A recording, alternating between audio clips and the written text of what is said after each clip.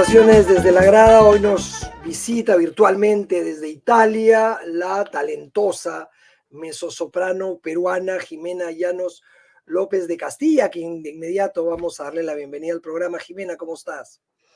Hola Ricardo, feliz cada vez que hay una entrevista, es como a viajar un ratito a mi país. Felizmente ahora tenemos esa posibilidad, así que encantada además de estar en tu programa.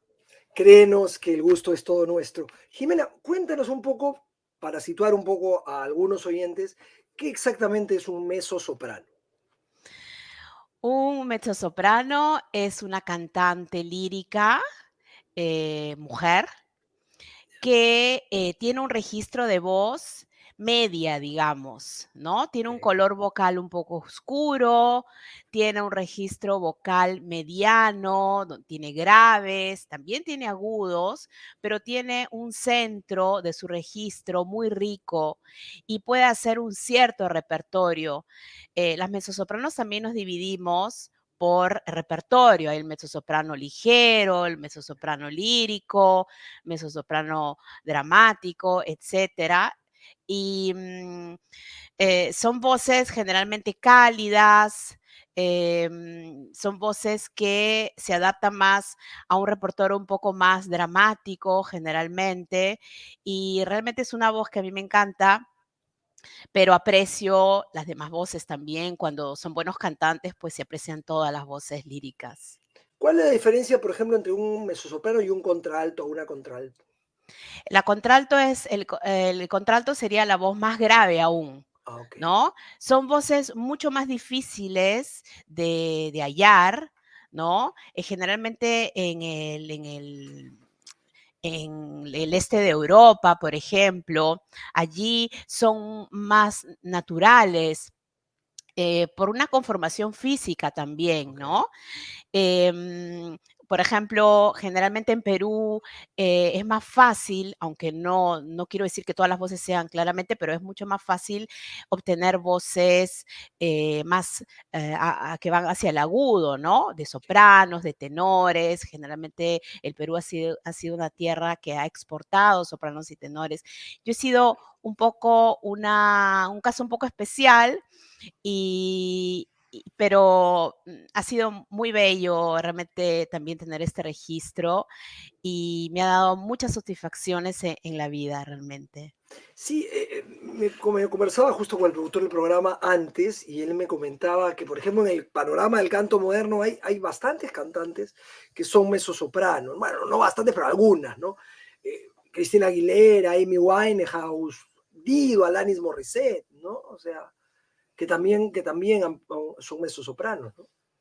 Bueno, generalmente cuando se usa el término mezzosoprano es cuando se habla de la voz lírica, o sea, de Ok, la voz que va a cantar ópera, ¿no? ya, En ese ámbito es que se usan ok. estos conceptos del soprano, mezzosoprano, el contralto, aunque también he visto que un poco lo llevan hacia otros ámbitos como el pop, ¿no?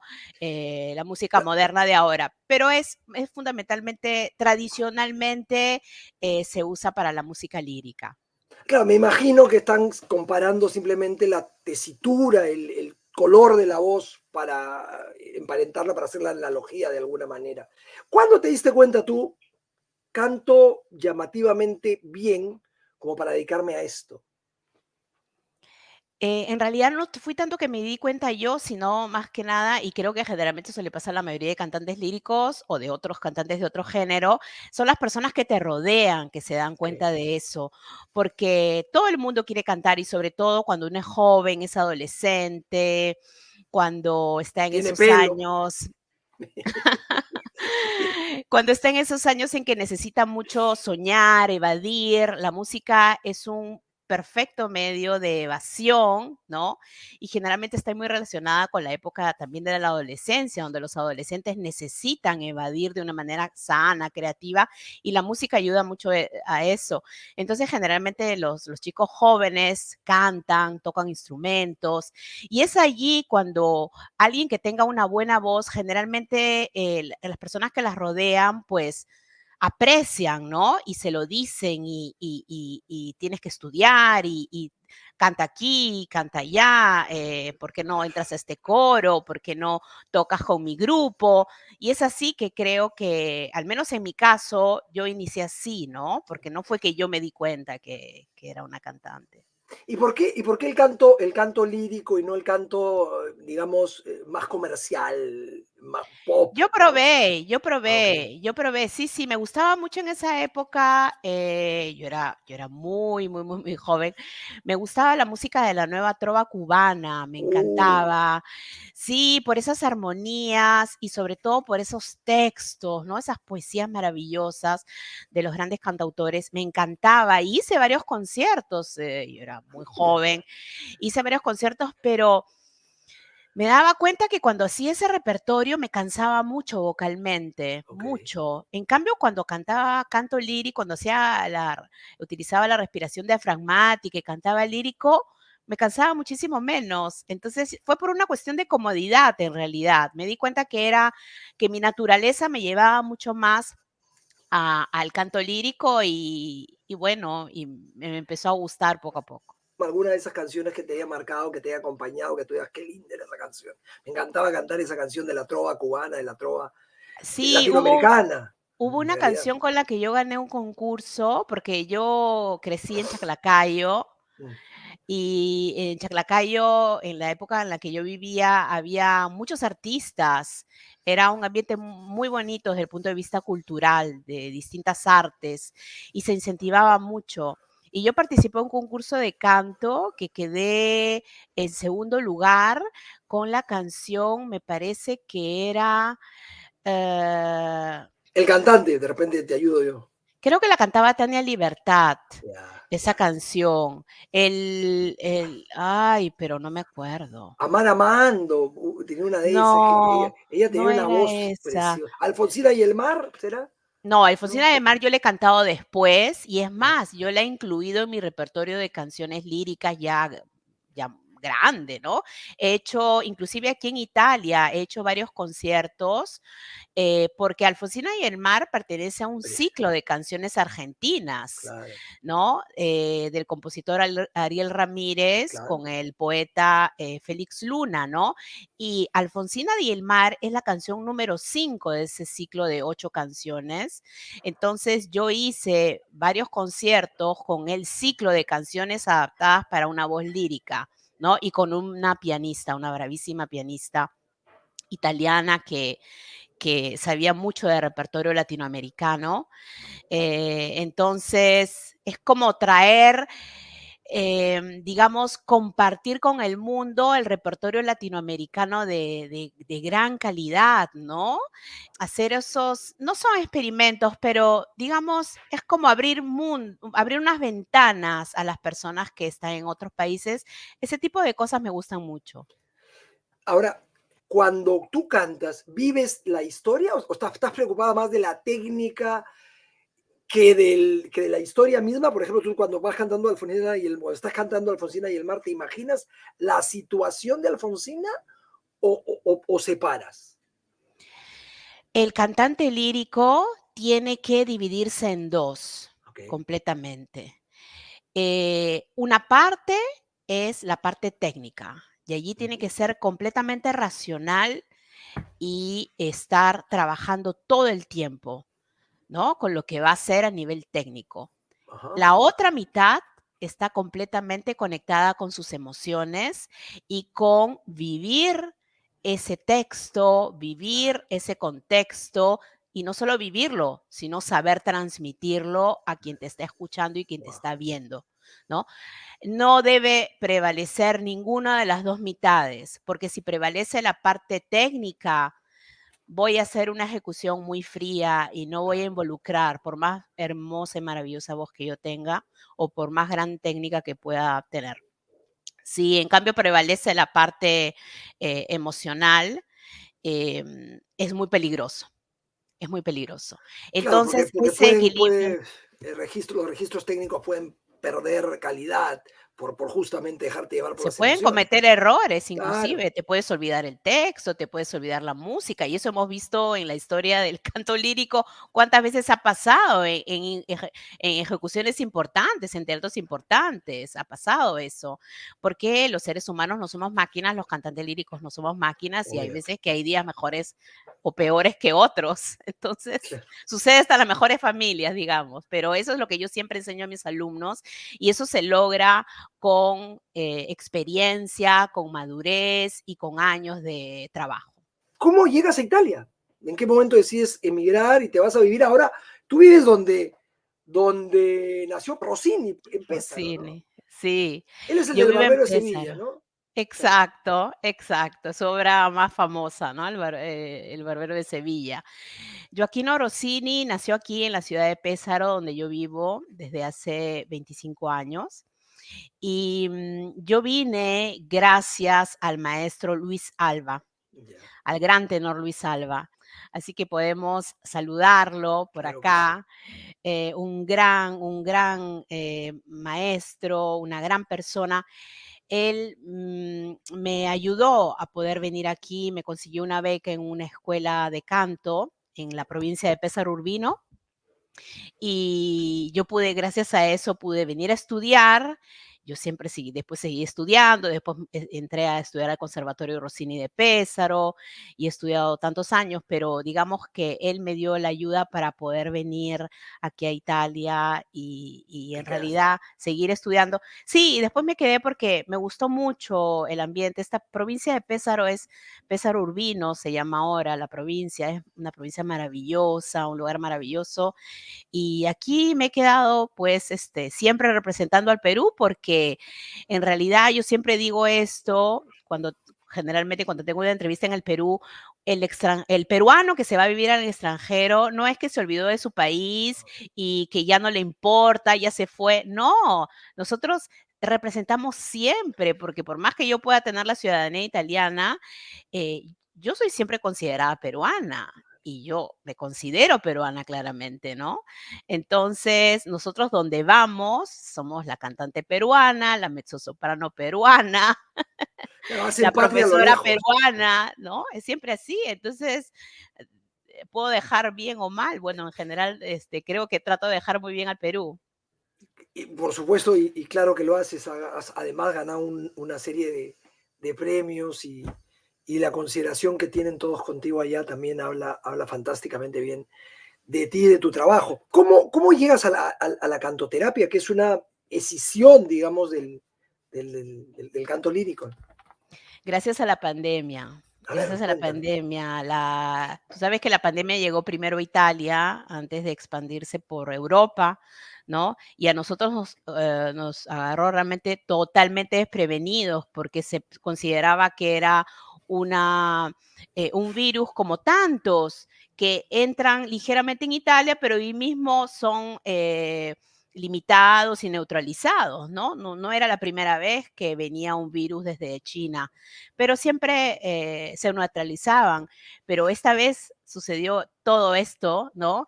Y acá realmente nadie estaba preparado en ningún sentido y de un momento a otro nosotros nos vimos en esta situación en la que no se podía trabajar, no se podía salir y no se sabía qué estaba pasando. Solo sabíamos que la gente estaba muriendo, ¿no? Entonces, ha sido ese momento, el inicio de un periodo, ¿no? Porque nosotros todavía estamos en época de pandemia, en realidad la Ah, pandemia todavía no ha terminado, ¿no? Y no sabemos todavía cómo va a ser el siguiente desarrollo.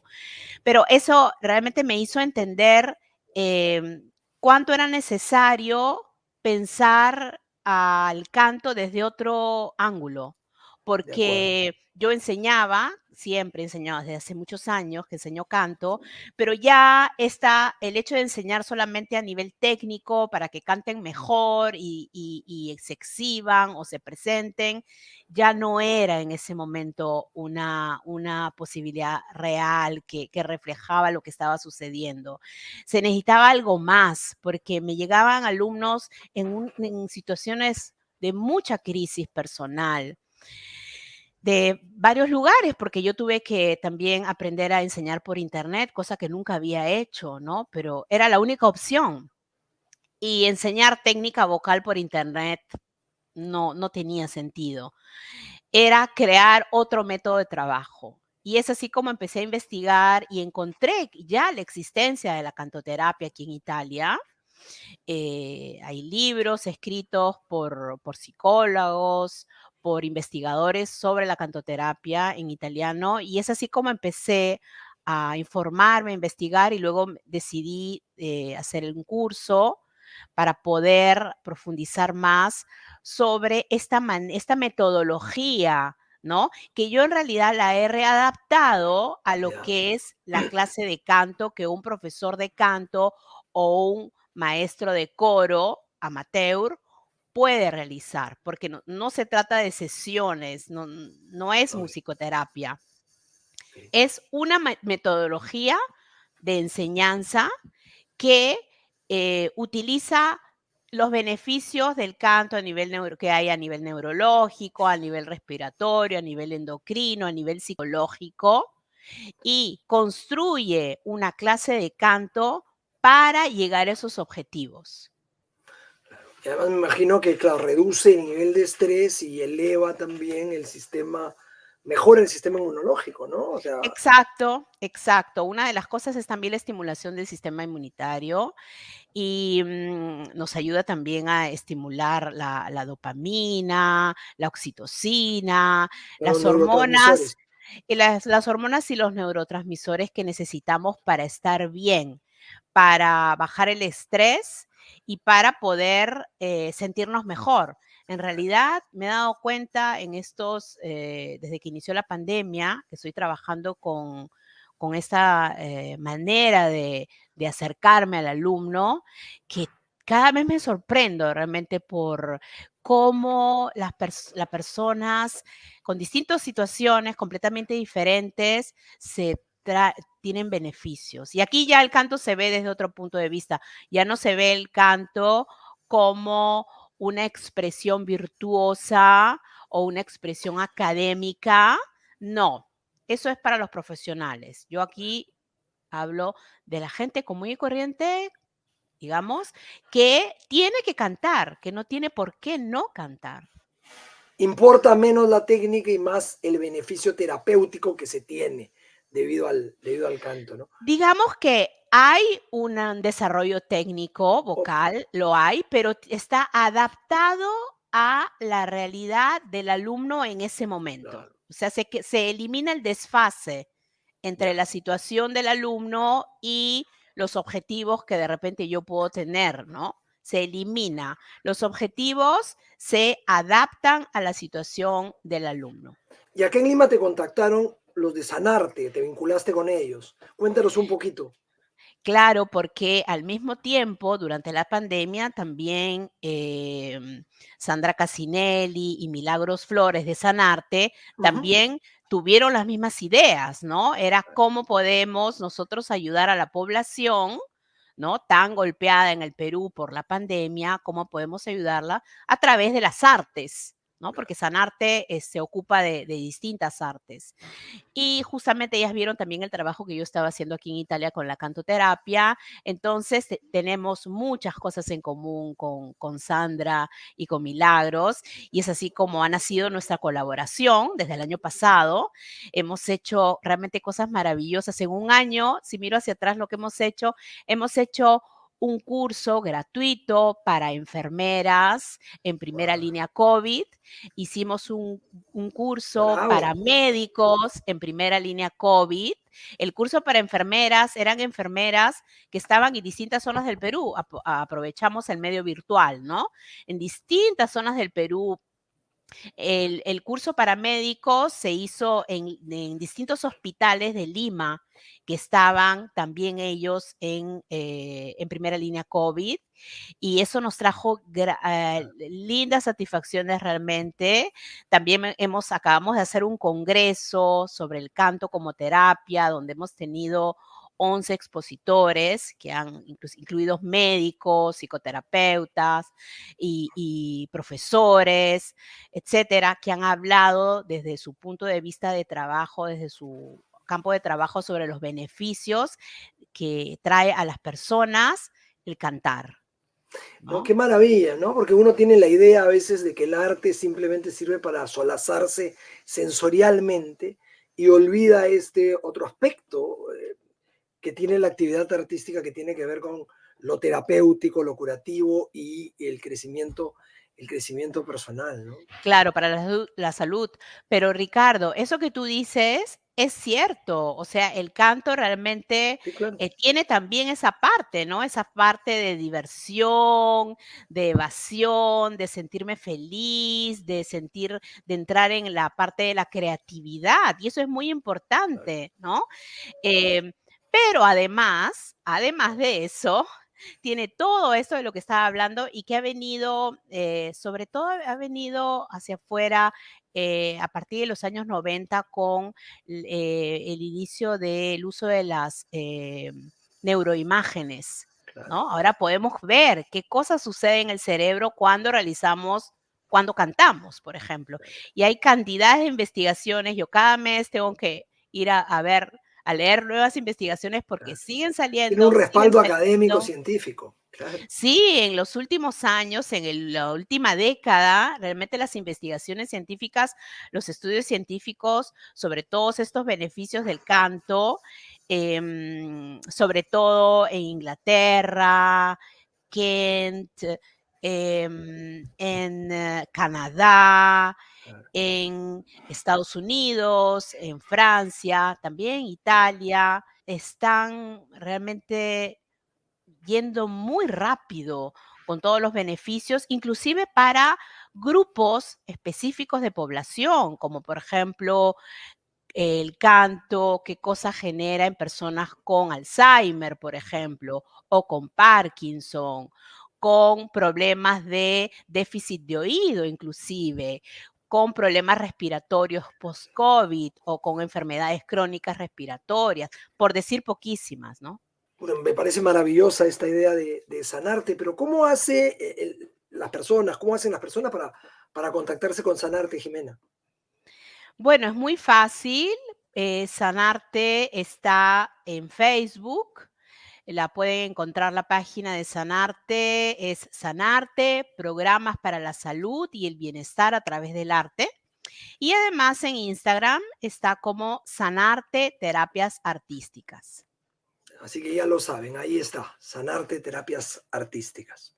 Tú sabes que esto me lleva un poco a pensar en el efecto terapéutico del arte y también del deporte, porque el deporte, por ejemplo, los Juegos Paralímpicos nacen justamente cuando personas que tenían algún tipo de discapacidad, claro, estamos hablando de otro tipo de, de coyuntura, pero después de la Segunda Guerra Mundial necesitan reinsertarse y empiezan a hacer deportes y surgen los deportes y se dan cuenta que no solamente quieren hacer deportes para rehabilitarse, sino después para competir. Entonces allí hay una ligazón fundamental. Hablando de deporte, Jimena, tú haces bicicleta con frecuencia y yo quería preguntarte si para ser una buena cantante uno necesita ejercitarse para tener la caja torácica en buen estado y poder cantar como cantas tú, por ejemplo. Los cantantes líricos, y me refiero al trabajo profesional, ¿no? De un cantante, somos atletas de la respiración, Claro, ¿no? Porque yo estuve pensando realmente, a ver, yo no soy un atleta. Monto mi bicicleta para ir a comprar, para ir ok, a la piazza, para ir a tomarme un café, pero no soy una. Pero en realidad me estuve dando cuenta que sí soy una atleta, porque soy una atleta de la respiración desde muy joven, ¿no? Los cantantes líricos tenemos sobre todo que respirar tantísimo, tanto, tanto, tanto, y aprender una técnica respiratoria que pueda sostener todo el trabajo vocal que hacemos. De otra manera, pues no duraríamos ni 2 años cantando, ¿no? Y se hacen carreras de tantos años. Uno llega a una cierta edad y sigue cantando. Entonces, Si se logra eso, quiere decir que no solamente hay una buena técnica vocal de base, sino una buena técnica respiratoria. El cantante lírico desarrolla mucho eso y esa es una parte que que cuando nosotros enseñamos, inclusive en la cantoterapia, usamos esta técnica respiratoria, que es sobre todo la respiración diafragmática, para que además no solamente nos permite cantar en salud, sino también que calma, relaja y te hace entrar como en otro mundo realmente. Y que de alguna manera también utilizan los deportistas de élite para manejar su estrés en determinadas situaciones y para nuevamente energizarse luego en el deporte que les toque practicar. Tú estás en Italia y ya sabemos que te gusta el fútbol, Jimena, la Azzurra, la selección italiana, y es el segundo mundial consecutivo que Italia no va a asistir al mundial, tetracampeones del mundo. ¿Cómo han tomado en Italia esto? Bueno, no he visto muchas, digamos que aquí el deporte sí se llama el fútbol, pues es un deporte importantísimo en Italia y seguramente habrán los hinchas famosos, deben estar muy decepcionados, ¿no? Pero sí, es como que una decepción realmente, pero bueno, ya veremos qué sucede la próxima vez. Digamos que no se toma tan dramáticamente, ¿no? Claro. Bueno, claro, hay esta, porque acá, por ejemplo, en el Perú, cuando fuimos al último mundial, había este ánimo exacerbado de algarabía. Tú caminabas por la calle y todos estaban con cara de sonsos felices por el fútbol. Entonces, yo quería saber si se percibía en las calles de Italia lo otro, ¿no? La tristeza por no haber, porque son los campeones de Europa, además, Italia es campeona de Europa. Exacto, no es un contrasentido, ¿no? Es un Claro, ¿no? contrasentido Entonces, realmente. No se llega a tal punto. Cuando se ganó el campeonato, el europeo, bueno, sí, sí se veía la felicidad, salieron los carros a tocar las bocinas, los jóvenes estaban encima de los carros con las banderas, en las plazas de Italia se reunieron esa noche a celebrar, claro, ese día sí fue un gran triunfo, ¿no?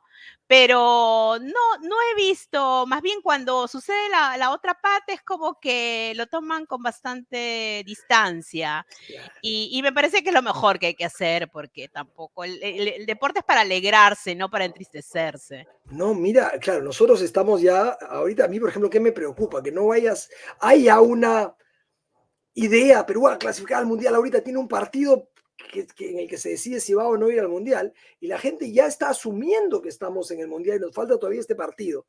Yo no quiero imaginar el descalabro emocional, el espíritu de la calle, si es que Perú no llega a ir al Mundial por alguna razón, ¿no? O sea, si es que llega Esperemos sí, que vaya claro. entonces para que no se cree, mucha tristeza. ¿Te gusta ver deportes o fútbol en televisión? Me encanta ¿Sí? ver los partidos de los mundiales de fútbol. Me gusta cuando los equipos juegan bien. Me gusta porque a mí me parece que es una especie de danza el fútbol.